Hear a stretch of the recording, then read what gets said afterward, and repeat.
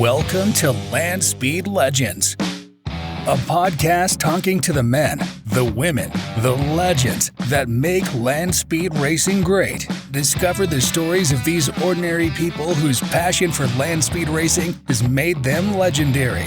And now, here's your host, the Bonneville Belle, the High Boy Honey, the Salt Princess, Allison Volk-Dean. Today, I have the legendary Mike Strasburg with me. He has been going to the Bonneville Salt Flats since 1969. He gained entry into the Bonneville 200-mile-an-hour club in 1991, driving his family's blown gas Lakester with a record of 277 miles per hour. He gained entry into the 300-mile-an-hour chapter in 2017, setting a record of 344 miles per hour in the AA blown fuel Lakester class. This was not enough for Mike, so he had updated his record to 361 miles per hour the following year. He's also a member of the Mirage 200-mile-an-hour club and did all the driving in his family's top alcohol and top fuel dragster. Hang on, this is going to be as satisfying as hitting the nitroce button on a 300-mile-per-hour run. All right, Mike, thank you for being here.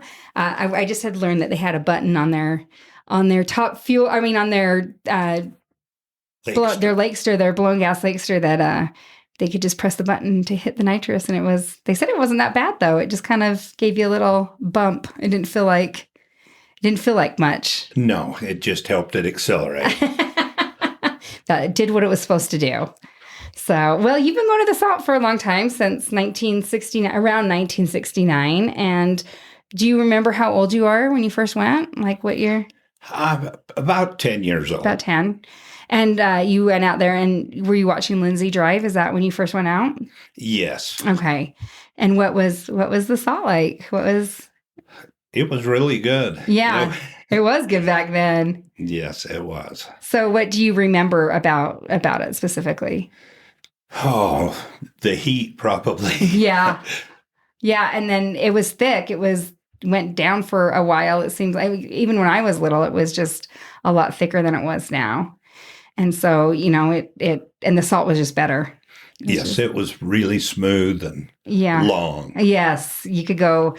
Yes, you could definitely go longer, faster. Yeah, it was definitely a much better ride, a much better Salt. And, even driving out on the access road on the sides, it used to be white, where now it's like, that ugly, I don't know, gypsum color. Yeah, that gypsum color. I don't know what it is, but yeah, but I remember that being like pure white at the time. So, well, do you have a car that you particularly liked that you remember out there?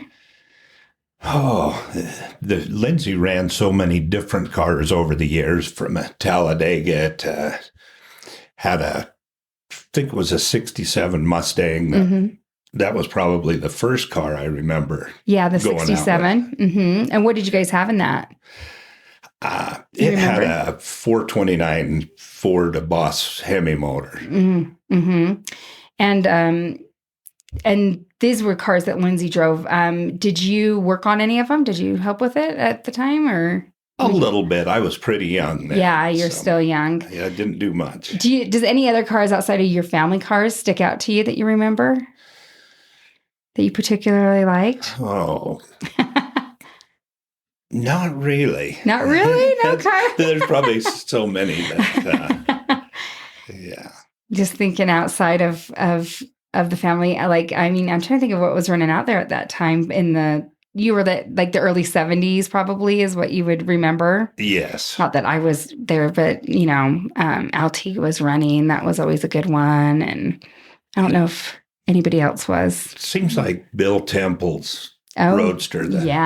Gotcha Roadster. That really sticks out. That was a cool car. And that was a Highboy Roadster, right? That he had. Yes. Yeah, that was a cool car. Yeah. So that was fun to watch. And then you had your dad out there, and what kind of, your dad definitely was involved in all of your guys' racing. What kind of influence did he have? Besides just being there, but he definitely influenced you guys to get into all sorts of racing, it sounds like. Yes, he liked to see us do it. I wish he would have driven more, but we seems like we did most of it at the time. And by the time it was his turn, he was getting old. And I know we were talking about how you went backwards, how you went from the youngest to the oldest in getting in starting racing, getting people in the club and racing and whatnot. yes. Kind of doesn't work that way usually. It works the other way around. Yes. So your dad, when he tried to we were talking about him trying to get in the club. What happened there? He was trying to get in the club but was he working with Terry Nish? Is that right? What was the story there? Yes, driving Terry's car, but the salt was extremely bad. And it just rained. And was it the Streamliner? Yes. It was the Streamliner? What? Yeah, it was like a E-gas Streamliner, I believe. Do you remember the record on it at all? It was just over 300. Oh, wow. So he was going, that's pretty fast. I mean, not for you guys, but it seems for the like rest it, of but us. I could be wrong. It might not have been that. Yeah, so he was trying to get that record, but it just didn't quite. So he didn't get in the club out of all of them, but I'm sure he loved that you guys were in the club and was proud of that. Yes. So your dad was a good guy. And then he was pretty influential in starting the Utah Salt Flats Racing Association. He was one of the beginner guys, right? Yes. In the entrance. Probably the first 4 or something. Yeah. Yeah. I don't remember if it was Larry and him and maybe Skidmore. And yeah. Lindsay was involved in the early days. Yeah. We were talking about that a little bit. Yeah. So, and so you guys are out there racing and your dad's getting involved in the Utah Salt Flats Racing Association. And then you guys kind of do some drag racing in between. You guys, you get in the club, your family gets in the club. Like it seems like Jeff gets in the club, then you get in the club, then Lindsay, but that was in the early 90s, right? Yes. And then Tim also. Oh yeah. And Tim. Yeah. And we haven't, because he's not here, we haven't talked a lot about him, but yeah, he got in the club too. So you have all of you guys. Like maybe the same year I did. Now, is Tim in the 300 mile an hour chapter? No. He's in the Mirage. Oh, yeah. And the Bonneville. Okay. 2 Club. Yeah. And so did he get in that, the old Lakester is in the Mirage one? Yes. So that one was the one that you guys ran sand and you ran drag and you ran salt all on the same car, which is pretty cool. Yeah. And then you get into the 200 mile an hour club and the El Mirage Club. And then the 300, does that come later? That comes a little bit later, the 300 mile an hour chapter? Or is it? Yes. Yeah. So you guys go drag racing in between that. Yes. So you guys kind of take a little lull from Bonneville. Yeah, probably 10 years in between that. Yeah. And so you guys go racing and you're the driver on the drag racing. And what was that? Like, what was the type of racing you're doing, like different classes or whatnot? You guys did sand? Yeah, we started in the sand drags for 100 yards and then did a quarter mile, more of a match race, top fuel car, and then went to a alcohol dragster. Okay. And then sold it and went to top fuel. Okay. So how many years did you drive the alcohol dragster? Probably about 4 or 5. 4 or 5. And then you move into top fuel. What is it? What do you have to do to get your top fuel license? They make you make so many runs over a certain mile an hour and under a certain ET. And you just had to qualify for that and you got it. And is it different than a alcohol license, like the alcohol dragster license? It's similar, but it's a lot faster and quicker. Yeah. So but you have to get different licenses for both of them. Okay. Yes. So it's kind of like Bonneville that way where you get different licenses. So what is it like to drive a top fuel car? I mean, that's quick. Yeah, that's pretty exciting car to drive. Yeah. And you guys, what was maybe your top speed on that? We had ran 330 mile an hour. Yeah. That's quick in a quarter mile. Yeah. That was back when it was quarter mile. Yeah. Yeah. And so you guys keep doing that, but it sounds like maybe it was just a little hard to keep up with the way NHRA kind of was going with the big sponsors and...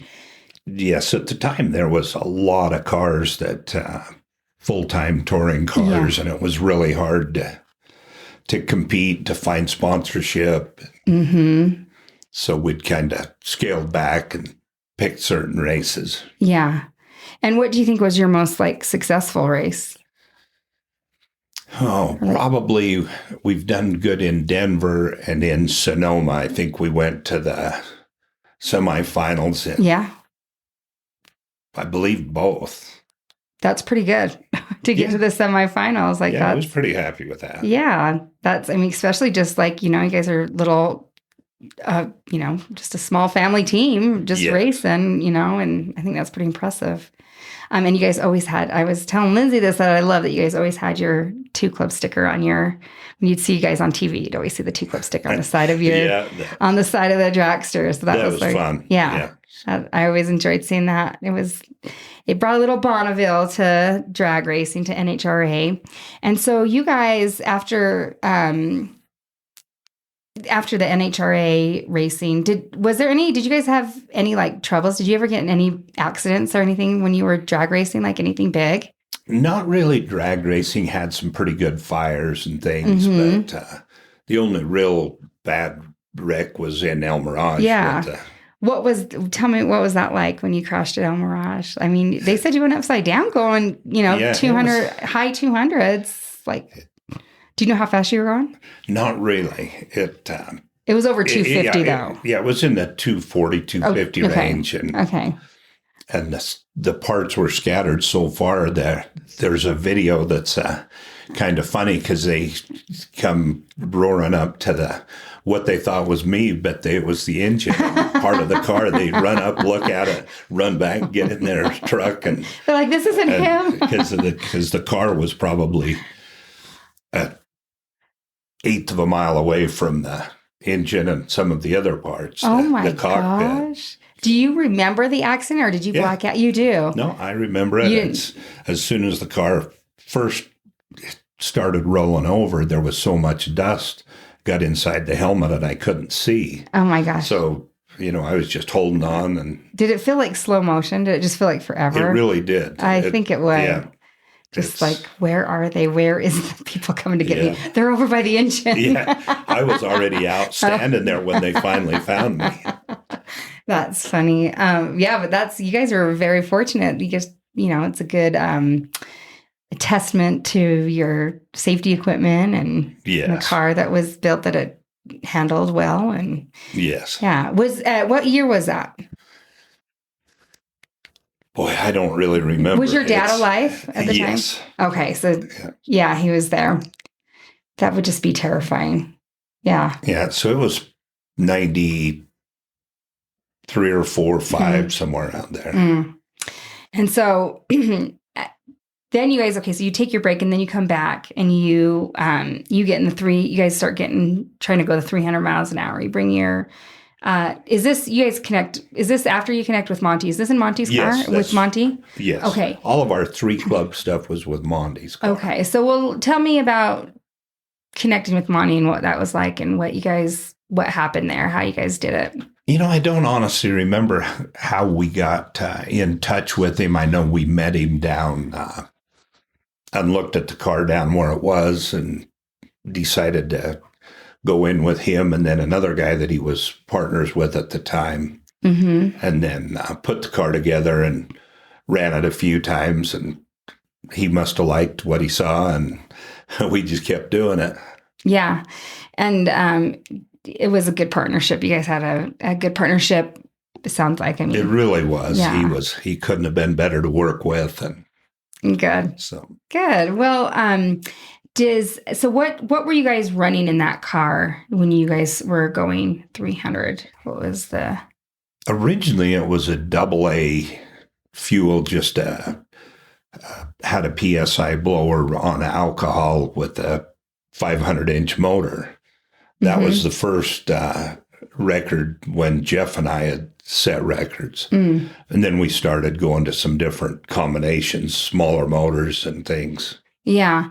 And why did you guys decide to do that? Go down to just different classes. Just try different things. Yes. And just try to get more records in different classes. But the AA is where you guys got the 300 mile an hour.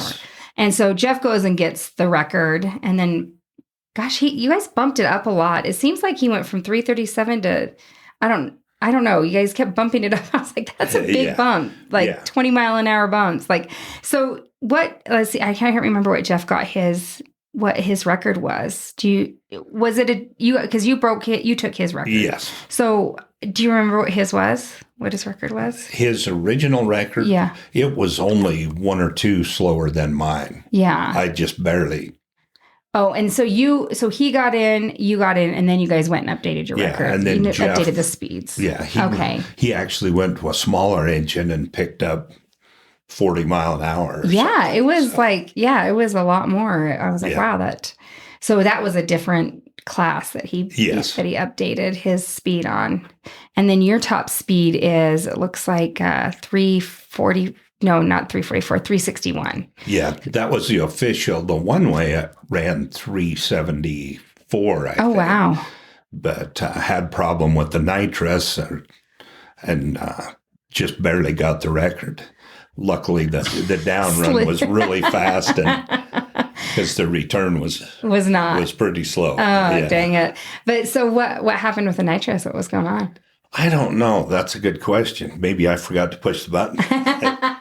I doubt that. Now we have lights that tell you that we're pushing it, and it's on the computer, so we can look and know if it was a driver error or if it was a malfunction. Yeah. But back then, you didn't have all that on there. No. The fancier. So you could just be like, oh, I don't know what happened. Yeah, it wasn't my fault. So, yeah, well, that's you guys go fast, and it's crazy that you guys just keep bumping up the record on this. And then you have Anita driving, and she's going, you guys are getting close to 400, honestly. You're at 370, right? Like so you're knocking on 400 mile an hour door, I feel like. Do you guys think you ever want to do that? We'd like to try. I don't know that it's possible. The problem is the way the tire is accelerating. The top of the tire is at the speed of sound at 375. Oh, wow. The car isn't, but the tire is trying to go through the air. So it gets to a point where it's not really possible without doubling the horsepower or something to go that much faster. We'll find out, though. That is in the works. Once Anita gets the record she's looking for. And she's looking to beat Jeff's. Yeah, that's what she really wants. So she wants to be faster than him. I love it. I think it's great. Yeah. So the wheels are, what happens when the wheels are going faster than the speed of sound? Is that what you said? It was the speed of sound? And then, so what are they doing? Like, are they? I think it's just the drag is so great on the tire that it's hard to push it through the air. Oh, okay. And that's crazy. This is just what I've been told.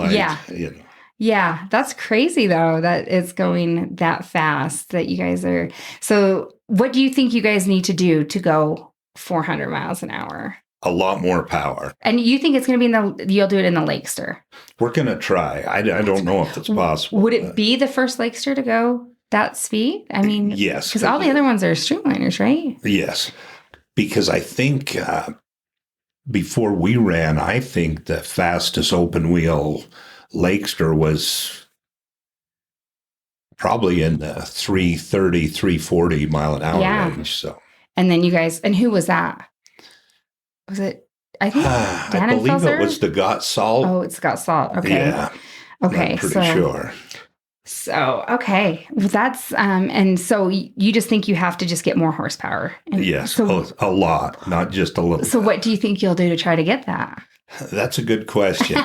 Better blowers and maybe more nitrous. Just keep messing around. Yes. Always more nitrous. Just more nitrous. Yeah. That's the answer. Like that.